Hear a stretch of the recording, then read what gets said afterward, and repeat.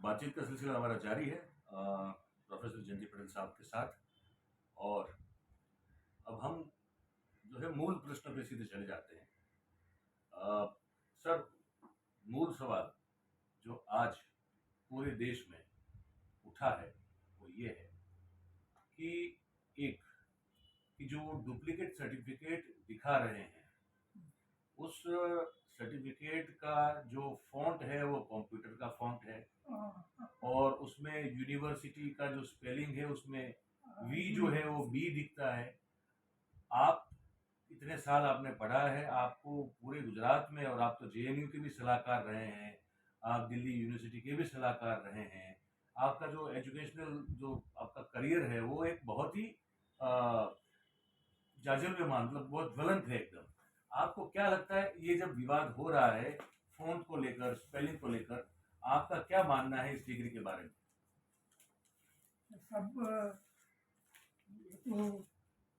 तो लगता है कि कुछ गड़बड़ी जरूर है, शंकास्पद है सब। और दूसरे से ऐसा कि ये सब करने की क्या जरूरत है? भाई हमारे पास डिग्री नहीं है तो नहीं है। वो बोल देंगे सबसे, क्योंकि डिग्री बिना के लोगों ने भी इस देश में बहुत बड़ा काम किया है। मगर ये होती, हम इतने पढ़े लिखे हैं, ऐसा दावा करने के लिए ये सब क्या बवाल बना रखी है? कुछ अच्छा नहीं लगता, अच्छा नहीं लगता। ये जो देश के बड़े लीडर्स होते हैं या प्रजा को आगे ले जाने की कोशिश करते हैं, उन लोगों को ये सब बारे में ऐसा करने की क्या जरूरत होती है? आज ये भी सैड, दुखद बात है, बहुत दुखद। आप ने कहा था कि ये घपला है।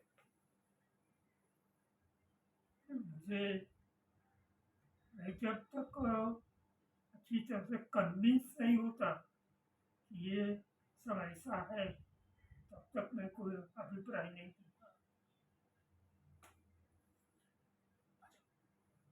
अच्छा, अब सर, उस समय जो के एस शास्त्री था साहब थे जो वाइस चांसलर थे, हाँ, और अच्छा, ये डुप्लीकेट सर्टिफिकेट जो है सर, वो तो आप कभी भी निकलवा सकते हैं ना, मतलब हाँ, कभी भी निकलवा सकते हैं। तो वो जब डुप्लीकेट सर्टिफिकेट निकलता है तो उसमें कौन कौन सी चीज होती है जो कंपलसरी है उस सर्टिफिकेट में दिखाना? इस बारे में वो यूनिवर्सिटी के जो कर्मचारी है वो उनके डुप्लीकेट दिखाते हैं, वो कैसे करते हैं और क्या करते हैं मुझे मालूम नहीं है, क्योंकि मैंने कभी डुप्लीकेट सर्टिफिकेट निकलवाया नहीं है और कभी देखा नहीं किसी का। मगर ऐसा लगता है कि ये डुप्लीकेट सर्टिफिकेट किसके आधार पर दिया गया है? जो प्रोविजनल सर्टिफिकेट कभी कभी दिए जाते तो उसकी डुप्लीकेट ले सकते थे। ऐसा जो कॉन्वोकेशन में दिया जाता है, ऐसा सर्टिफिकेट की डुप्लीकेट की क्या जरूरत थी? कुछ समझ में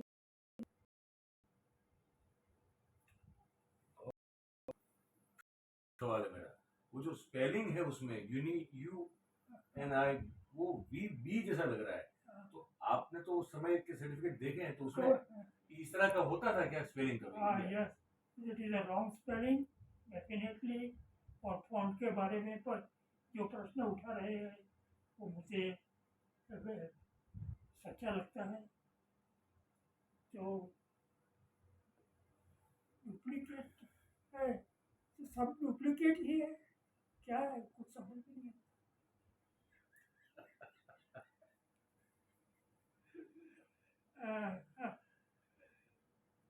तो सर, एक सवाल है मन में मुझे। अब आपने कहा तो मुझे अभी पूछने का लालच हो रहा है, मन हो रहा है मुझे अभी कि के.एस. शास्त्री साहब के साथ भी हम सब जानते हैं कि वो उनका भी एक कॉलेज हुआ करता था, सोम ललित, और फिर वो बहुत उनके भी बड़े अगर उसमें आप बोलना चाहते हो तो मैं मतलब सिर्फ मैं तो जानकारी के लिए दर्शकों के लिए पूछ रहा हूँ, पर क्योंकि वो भी एक उनके बीच में बहुत बड़ा एक विवाद हुआ था। वो जब Gujarat university area teachers association की स्थापना हुई, रमेश भट्ट और मैं उस सहमंत्री था जी।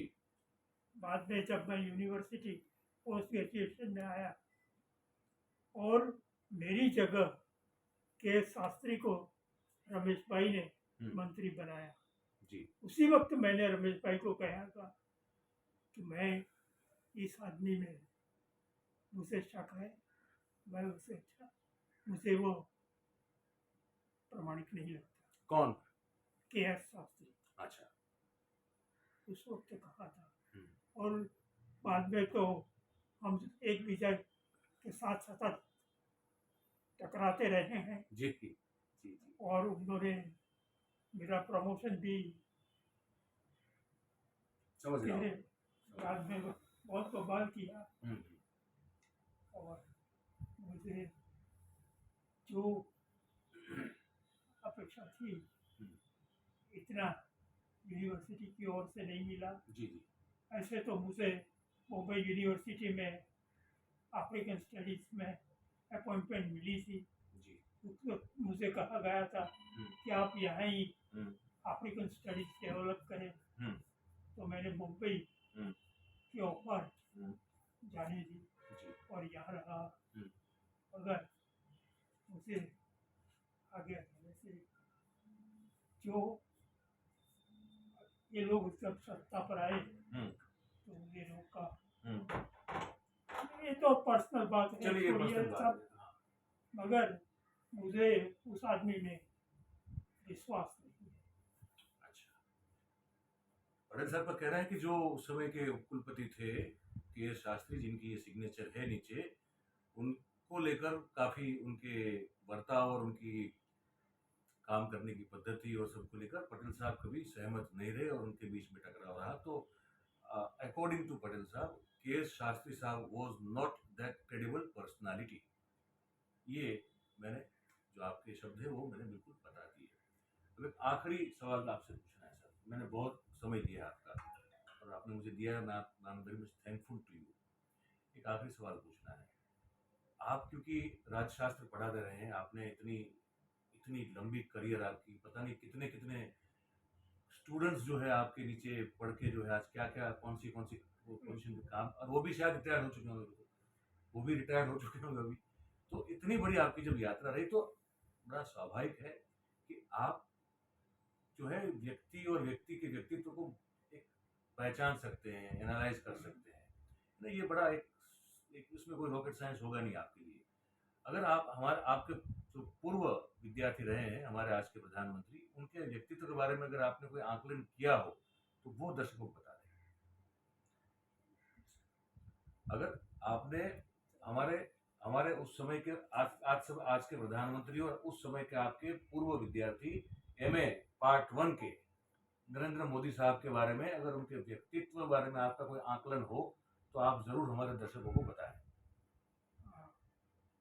उससे मेरा स्टूडेंट तो थे ही, मगर कई अन्य प्रवृत्तियों में भी वो हमारे साथ रहे, इसलिए उनका परिचय हुआ।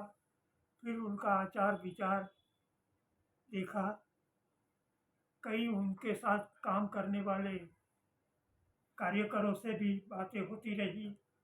उससे मेरे मन में उनके बारे में एक ख्याल दृढ़ हुआ है कि सत्ता प्राप्ति ही उनका लक्ष्य दिखाई देता है और सत्ता प्राप्त करने के लिए जो कुछ भी करना चाहिए वो कर सकते हैं।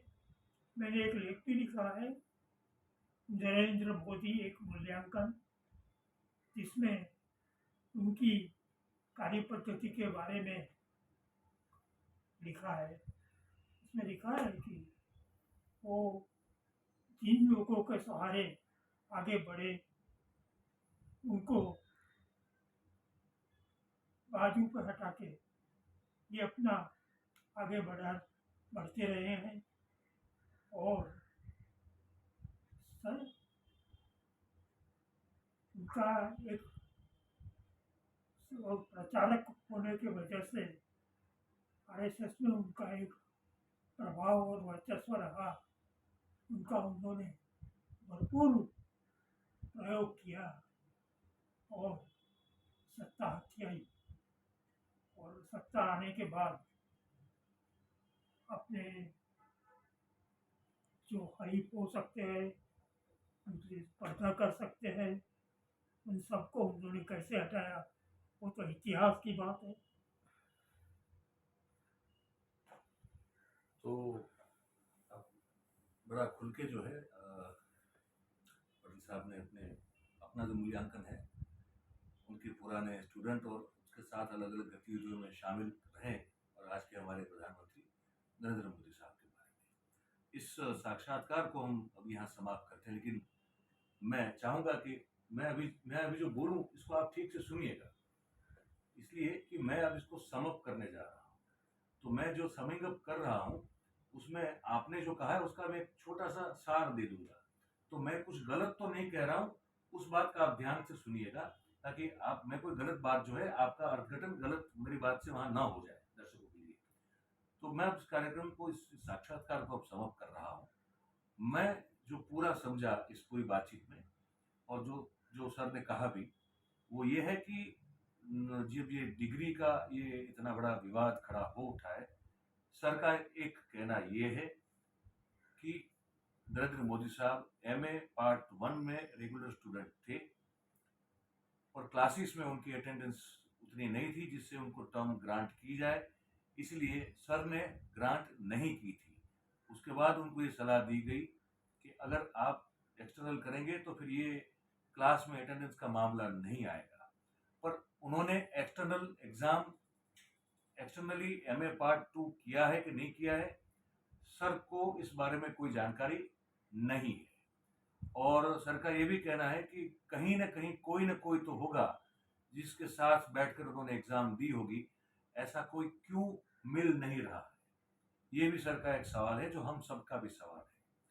और उनका कहना है कि जो सब्जेक्ट पसंद किए गए थे वो ऐसे सब्जेक्ट थे जिसके बारे में मटेरियल इजीली कहीं अवेलेबल हो ही नहीं सकता था। तो कहाँ से उन्होंने तैयारी की होगी, किस हिसाब से उन्होंने पेपर की एग्जाम दी होगी, और दी हो ऐसा कोई होना तो चाहिए कि जो बताए कि इन्होंने एग्जाम दी थी, मैं भाई कि बैठ के लिख रहे थे।